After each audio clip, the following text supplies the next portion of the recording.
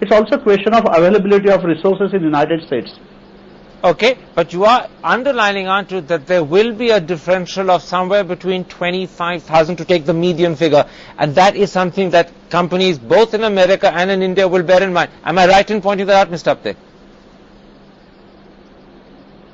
No, the point I'm trying to say that saving will get reduced by $5,000 to $6,000 if we assume that all tax rebates on overseas jobs will go or the tax benefits are taken away. Okay. But still attractiveness remains, though it's not as high as it used to be 3 years back or it's today. Attractiveness remains, but it won't be as high as it used to be. One view is that disallowing offshore costs as legitimate expenses might stop additional or new business being offshored, but it's highly unlikely to result in the pullback of jobs that have already been shipped overseas. Would you agree with that? Business may not grow as fast, but business that's already overseas won't be affected. You know, if at all they were able to implement the law to say that part of expenses can be linked to offshoring, because, you know, what 10% of the CEO's salary you link to offshoring, 20%, 30%, it will, the only people who will gain if that law comes into being are lawyers. So it will create a lot of jobs for lawyers because there's going to be a lot of litigation. That has never stopped America legislating in the past. It's unlikely to stop it now either.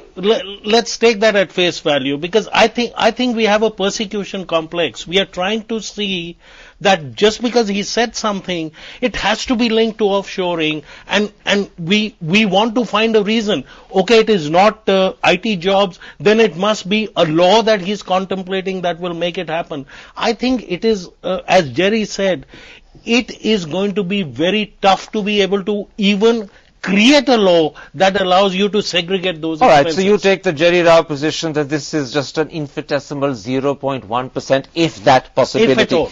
But just for a moment to pursue that argument with you, Mr. Mittal, if there is going to be a change in the profitability of offshoring, and if the cost is going to go up, even if that doesn't affect existing offshoring business, won't it put pressure on US companies to hammer out better terms, thus reducing even further the profit margin for Indian BPOs? Because surely when Americans discover that their benefit is going down, they'll put pressure on you and others like you to bring your costs down. You know, Karan, I personally think this debate should take a different route.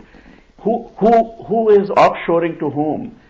Many US corporations who do work in India, more than 50% of their revenues come outside US. So if Texas Instruments is developing a chip for India or China, is that offshoring work here? Because that's work that is genuinely of the subsidiaries that's happening here.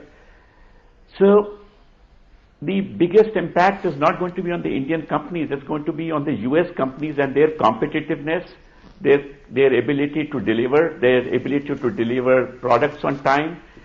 And I think the whole world is today short of talent, and I think they would be depriving themselves. We also have not taken into account the impact that would happen of what the other countries will do to the US, because this protectionism is not going to be then a one-way street. Absolutely. In other words, the United States will be worried about its competitors. Let me put that point to you, Mr. Rao. Clearly, the other guests on this panel, with the possible exception of Mr. Apte, do share your view that this is not going to have any major serious worrying effect on IT and BPO companies. But do you think, that point apart, it now would be wise for Indian IT or BPO companies to look much more actively at markets in Europe and elsewhere? Up till now, the US represents 50 to 60% of India's 40 billion IT BPO exports. Has the time come now to diversify and look beyond America? I think that is happening already. I mean, in a sense, if you look, maybe a few years ago, it was 70 to 80%. It's already down to 50 to 60.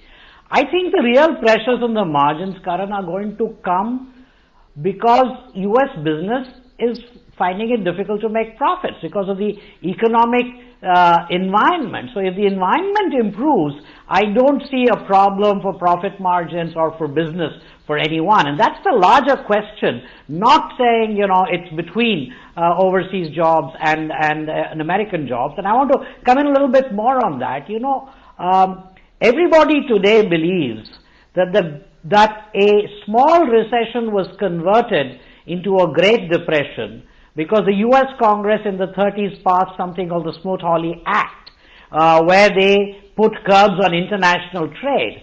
I mean, surely the present US administration doesn't want to go down in history as the ones who, by putting restrictions on international trade, converted a recession into a Great Depression, and that's just what will happen if they start taking anti-free trade measures, which is why we all hope, believe that this is just rhetoric, it'll just go away, it's just talk, it doesn't have any substance. And to underline your hope and your belief, perhaps I should point out that there are few American presidents as conscious of the lesson of history as President Obama. No doubt he's got the lessons of the 1933 Depression and the mishandling of it by President Hoover very much at the top of his mind. Therefore, very quickly, Mr. Apte, before I take a break, as an analyst who looks at the figures and who looks more importantly at the possibility of even 0.1% chances becoming reality, what's your advice to people in the IT BPO business in India?